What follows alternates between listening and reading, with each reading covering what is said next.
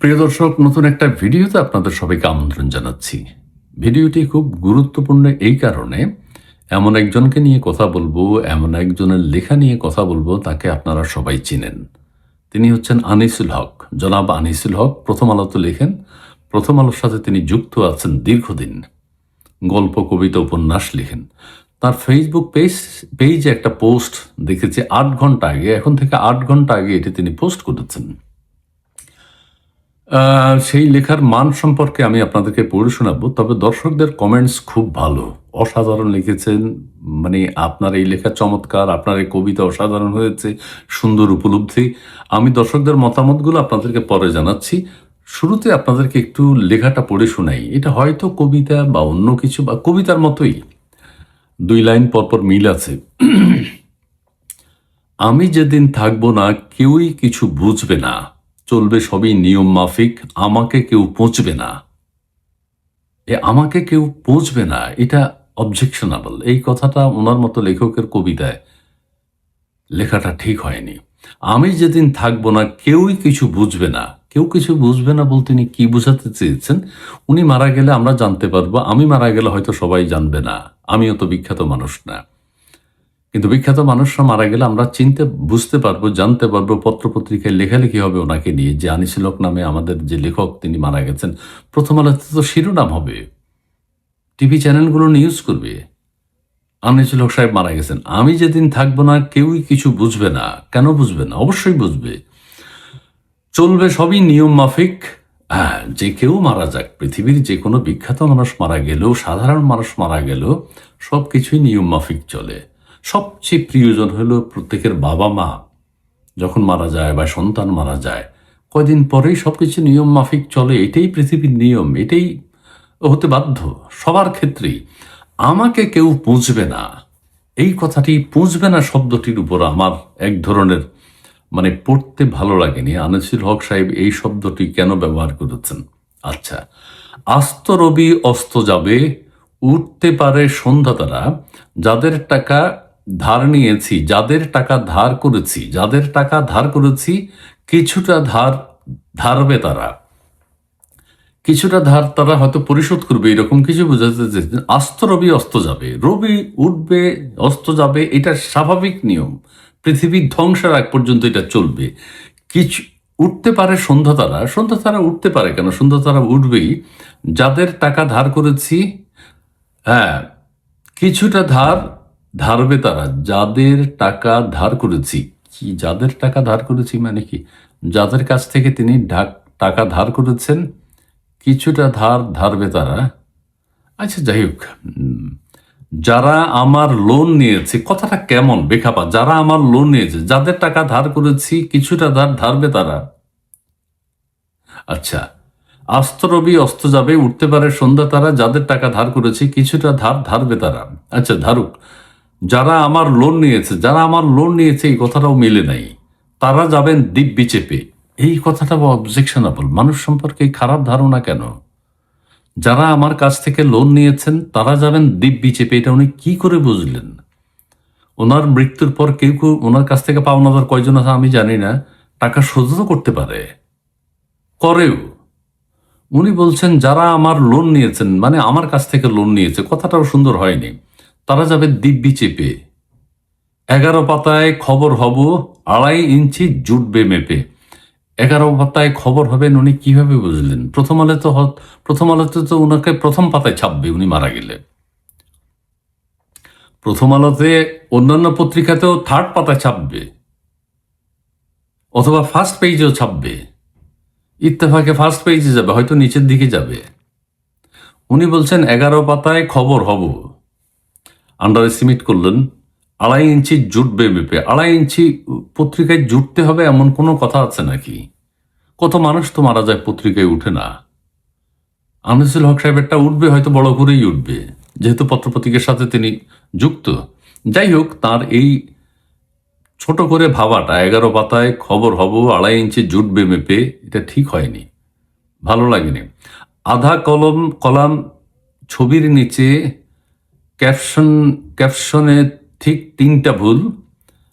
আধা কলাম ছবির নিচে ক্যাপশনে ঠিক 3টা ভুল, আনিসুর হক ছাপা হবে, কেউ বা লিখবে আনিছুল।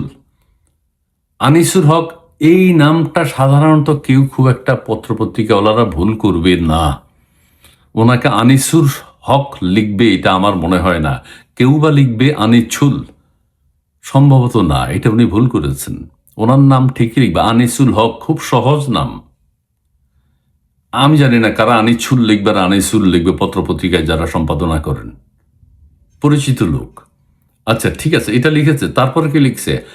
আমার ঘরে চলবে টিভি, হিন্দি সিরিজ থামবে না। আমার ঘরে চলবে টিভি, হিন্দি সিরিজ। ওনার ঘরে সবাই হিন্দি সিরিজ দেখে? দেখলে এটা তো অবজেকশনাবল। ওনার মতো ওনার পরিবারের সবাই হিন্দি সিরিজ দেখবে কেন? উনি বাংলায় লেখালেখি করেন, বাংলা টিভি চলবে, বাংলাদেশের নাটক সিনেমা দেখবে, এটাই স্বাভাবিক। উনি কিভাবে এটা, আমি জানি না ওনার ঘরে কি চলে। আমার ঘরে চলবে টিভি, এটা সারা পৃথিবীর সবাই স্বাভাবিক নিয়মে চলে যায় কয়দিন পরেই, দুই একদিন পরেই। এটা স্বাভাবিক, এটা ভুলতে হবে। মানুষের মৃত্যু যদি ভুলতে না পারে, এটা তো মানুষ, সুস্থ মানুষ অসুস্থ হয়ে যাবে। সেটা স্বাভাবিক। আমার ঘরে চলবে টিভি, হিন্দি সিরিজ থামবে না, চড়ই করবে কিচির মিচির। এই যে চড়ই, চড়ই বানানো উনি ভুল লিখেছেন। চড়ই, উনি একজন বিখ্যাত লেখক আনিসুল হক, উনি রশ্মি লিখছেন। চড়ই করবে কিচির মিচির, তারা কিছুই জানবে না। চড়ই করবে কিচির মিচির, চড়ই কিচির মিচির করবেই, চড়ই কিচির মিচির করেই। সবার মৃত্যুর পরে চড়ই কিচির মিচির করে। কে মারা যাচ্ছে মানব জীবনের, মানব সভ্যতার এই যুগে, কারা কে কোথায় মারা যাচ্ছে চড়ুই পাখি খবর রাখার কথা না। মানে এটা একটা, উনি হয়তো সিম্বলিক অর্থে ব্যবহার করছেন, সবকিছু স্বাভাবিক গতিতে চলবে, এটা সবার জন্য সত্য। কিন্তু উনি যে চড়ুই পাখি বানান ভুল করবেন, আমি জানি না চড়ই কি এইভাবে লেখেন, রশ্মি। আমরা জানি চড়ই, চড়ই করবে কিচির মিচির। উনি আমি জানি হয়তো ভুল লিখেছেন, চড়ই না, চড়ুই, রস্যকার হবে। তারা কিছুই জানবে না। তারা জানবে কেন? কোথায় কোন চড়ুই পাখি মারা যাচ্ছে আমরা জানি না কি? আমরা তো জানি না। কি লিখলেন? চড়ই করবে কিচির মিচির, তারা কিছুই জানবে না। আচ্ছা ঠিক আছে। আমি কারো বন্ধু ছিলাম, আমার তো তা হয় না মনে। আমি কারো বন্ধু ছিলাম, আমার তো তা হয় না মনে। বন্ধুকৃত্য করবে না কেউ, রইব পড়ে সুনির্জনে। এই দুই লাইন মিলিয়েছে, দুই লাইন করে উনি মিলিয়েছেন। কারো আমি বন্ধু ছিলাম, আমার তো তা মনে হয় না, আমার তো তা হয় না মনে। আচ্ছা এটা কিভাবে কথা বললেন এই কথাটা উনি? আমার কেউ বন্ধু নাই, উনি কি এরকম?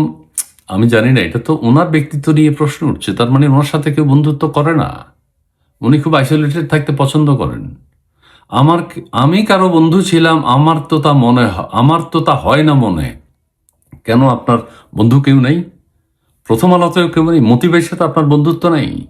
মতি ভাইও আপনার বন্ধু না? এটা কেমন কথা বলল? আমার বন্ধুকৃত্য করবে না কেউ, রইব পড়ে সুনির্জনে। এটা কেমন কথা হলো? বন্ধুকৃত্য কেউ, ওনার বন্ধু নাই, ওনার বন্ধুকৃত্য কেউ করবে না, রইব পড়ে সুনির্জনে, এটা কেমন কথা হইল? এইটা তো ভাবনার বিষয়। আনিসুল হকের কোনো বন্ধু নাই, বন্ধুকৃত্য কেউ করবে না। কেউ করার দরকার নেই, আপনার আত্মীয় স্বজন পরিবারের সদস্যরা করবে। বন্ধু বান্ধব যদি আপনার নাই থাকে, রইব পড়ে সুনির্জনে। মৃত্যুর পর সবাই সুনির্জনে পড়ে থাকে, কিছু করার নাই। ভাবছি একটা দাঁত বাঁধাবো, কেমন কবিতা হইল এটা? কি মানে, মানে কবিতার সাবজেক্টও তো ঠিক নেই, সাবজেক্টের মধ্যেও কোনো গুরুত্ব নেই, কোনো আহামরি কিছু নাই। এটা একটা সাধারণ কবিতা, যারা লেখে একদম অল্প বয়সী ওই ধরনের কথাবার্তা। ভাবছি একটা দাঁত বাঁধাবো, 22 ক্যারেট স্বর্ণ মুড়ে, মরার পরে নেবেন তিনি, উড়ে যিনি বসবেন জুড়ে। একটা স্বর্ণের দাঁত বাঁধাবেন তিনি। ভাবছি একটা দাঁত বাঁধাবো, 22 ক্যারেট স্বর্ণ মুড়ে, মরার পরে নেবেন তিনি, উড়ে যিনি বসবেন জুড়ে। আচ্ছা, সোনার লোভে কেউ না আসুক, গোরের মানে কবরের, গোরের পাশে আসবে চোরে। সোনার লোভে কেউ না আসুক, গোরের পাশে আসবে চোরে, পড়বে না মোর পায়ের চিহ্ন, তার চিহ্ন রইবে পড়ে। কি ধরনের চিন্তা ভাবনা আনিসুল হক সাহেবের আমি বুঝি না। এটা যদি অরিজিনাল আনিসুল হক সাহেব হয় আমার খুব দুঃখ লাগলো এটা পড়ে। এত নিম্নমানের লেখা। সোনার লোভে কেউ না আসুক, গোরের পাশে আসবে চোরে। চোরের চিন্তা ভাবনা করুন। ওনার স্বর্ণের দাঁত চুরি করে নিব কবর থেকে, পড়বেন আমার পায়ের চিহ্ন, তার চিহ্ন রইবে পড়ে। কিভাবে বুঝলেন ওনার স্বর্ণের দাঁত চুরি করতে আসবে চোর? আর ওনার স্বর্ণের দাঁত থাকলে ওনার পরিবারের সদস্যরাই আগে মৃত্যুর পর খুলে নেবে। এটা স্বাভাবিক, এটা খুলে নিতে হবে। এটা সহ কবর দেবে না, কবর দেওয়া উচিত হবে না, দেবেও না। এত টাকা স্বর্ণের দাঁত রেখে ওনার বুঝি কবর দেবে? ওনার পরিবার পরিজন এটা খুলে রাখবে, এটা স্বাভাবিক নিয়ম। সোনার লোভে আসবে না কেউ, গোরের পাশে আসবে চোরে। চোরের প্রতিও এই যে সামান্য হীনমন্যতা, এই ছোট্ট ধারণা যে গোরে চোরি করতে আসবে চোর, কিভাবে বুঝলেন?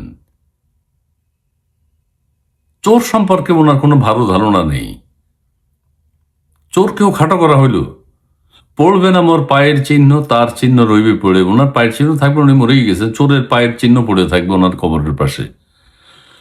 দুঃখজনক। আনিসুল হক সাহেবের এই লেখাটা আমাকে হতাশ করেছে, অনেককে হতাশ করেছে। দর্শকদের মতামত কিন্তু অসাধারণ। আমি আবার একবার পুরোটা পড়ে দিই।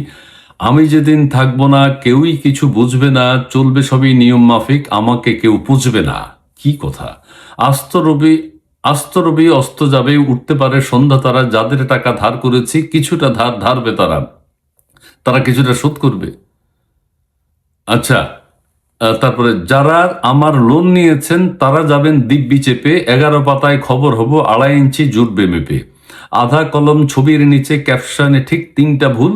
আনিসুর হক ছাপা হবে, কেউ বা লিখবে আনিছুল। আমার ঘরে চলবে টিভি, হিন্দি সিরিজ থামবে না। চড়ুই পাখি লেখা নেই, ভুল লিখছে। চড়ুই করবে কিচির মিচির, ওনার কাছ থেকে ভুল আশা করা যায় না। চড়ুই বা এই চড়ুই কোনো শব্দ আছে কিনা হয়তো আমারও ভুল হচ্ছে। চড়ুই করবে কিচির মিচির, তারা কিছুই জানবে না। আমি কারো বন্ধু ছিলাম, আমার তো তা হয় না মনে। বন্ধুকৃত্য করবে না কেউ, রইব পড়ে সুনির্জনে। ভাবছি একটা দাঁত বাঁধাবো, কিসের সাথে কিসের মিল? ভাবছি একটা দাঁত বাঁধাবো 22 ক্যারেট স্বর্ণ মোড়ে। মরার পরে নেবেন তিনি, উড়ে যিনি উড়ে যিনি বসবেন জুড়ে। সোনার লোভে কেউ না আসুক, গোরের পাশে আসবে চোরে। পড়বেন আমার পায়ের চিহ্ন, তাহার চিহ্ন রইবে পড়ে। কি ধরনের লেখা হয়ে! আচ্ছা, দর্শকদের কমেন্টস এবার দেখেন। যেহেতু আনিসুল হক লিখেছে ছবি দিয়ে, আবিদ আনোয়ার লিখেছেন খুব সুন্দর, 11 পাতায় পর্বটিতে এক মাত্রা বেশি, কবি দৃষ্টি আকর্ষণ করছি। জি ঠিক আছে। শুভ্র পথিক লিখেছেন বাহ কি সুন্দর, বাস্তব সত্যের সরল প্রকাশ। মাহবুব ইসলাম রঞ্জু লিখেছেন বাস্তবধর্মী কবিতা, খুব ভালো হয়েছে। এই দর্শকদের প্রশংসায় পঞ্চমুখ। দর্শকরা কিন্তু খুশিতে। মীর লিয়াকত আলী সুন্দর উপলব্ধি, অনেক বড় লিখেছেন। নুসরাত আলী রহমান তুলি তিনি লিখেছেন চমৎকার লিখেছেন স্যার, জীবনের চরম বাস্তবতা। অসাধারণ ভাবনা লুৎফুন্নেসা খান, অসাধারণ ভাবনা শৈলী, শাশ্বত সত্যের চমৎকার প্রকাশ। আহা! ইসরাত আরা কেকা তিনি লিখেছেন সুন্দর উপলব্ধি। মাসুদা আক্তার তিনি লিখেছেন চমৎকার, মনে হয় কাজী নজরুল ইসলামের কবিতা ও রবি ঠাকুরের কবিতার ব্ল্যান্ড করে পড়লাম। অসাধারণ লিখেছেন।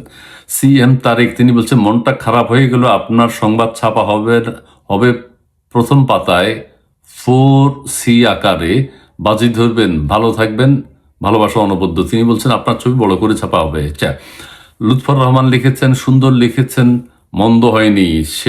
সাহেলা আক্তার লিখেছেন অপূর্ব সুন্দর, জীবন বাস্তবধর্মী। লিপি রয় অনন্যা তিনি লিখেছেন অনবদ্য লেখনী। শওকত আলী তারা শুধু নিজ কন্যাটাই বুকের গহীনে প্রদীপ জেলে রইবে জেগে। বাবা তুমি আসো হৃদয় জুড়ে, এটা বাবা মেয়ের কথা লিখেছেন। খান আজিজুর রহমান তিনি লিখেছেন কি সুন্দর লেখা, মাশাআল্লাহ। মালা দাস তিনি লিখেছেন ডায়েস, বাহ কি কঠিন কথাগুলো ছন্দে ছন্দে চলে এলো।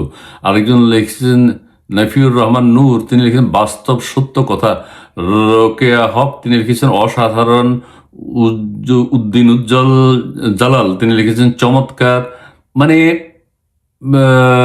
খন্দকার মিজান তিনি লিখেছেন 100% rightly spoken dear allrounder popular poet and beyond congratulate করছেন তিনি। রাহিদ ইসলাম রুয়েল তিনি লিখছেন সুন্দর। আচ্ছা, আমি সবগুলো পড়লাম না, মানে সবাই অসাধারণ প্রশংসা করেছে, কিন্তু আমি যে বললাম চড়ুই বানান ভুল, চড়ুই পাখি, আমরা জানি চড়ুই, চ রসুকার রশি, উনি লিখছেন চড়ুই। ওনার কাছ থেকে ভুল আমরা আশা করি না, অথবা আমার ভুল হয়েছে কিনা আপনারা বলবেন। আর উনি যে ভাষায় লিখেছেন, যা কিছু লিখেছেন, লেখাটা আমি আপনাদের সামনে পড়েছি, কেমন হলো? এটা কি আহামরি উচ্চ মার্গের কোনো কবিতা হতো? এটা কি কোনো কবিতার মানে ধারায় পড়ে? এটা কি কোনো আহামরি সাবজেক্ট? এটা কি কোনো আহামরি বিশ্লেষণ ওনার? আমি জানি না কেমন। সোনার দাঁত, দাঁতের লোভে চোর আসবে, কি কথা! পড়বেন আমার পায়ের চিহ্ন, তাহার চিহ্ন রইবে পড়ে। চোর যে চুরি করবে উনি জানে কিভাবে? ওনার সোনার দাঁত ওনার পরিবারের সদস্যরাই খুলে রাখবে। আনিসুল হক সাহেবের যে পোস্ট, ফেসবুক পোস্ট পেজে আপনারা একটু দেখে নেবেন। জি প্লিজ, থ্যাংক ইউ, ভালো থাকবেন, ধন্যবাদ।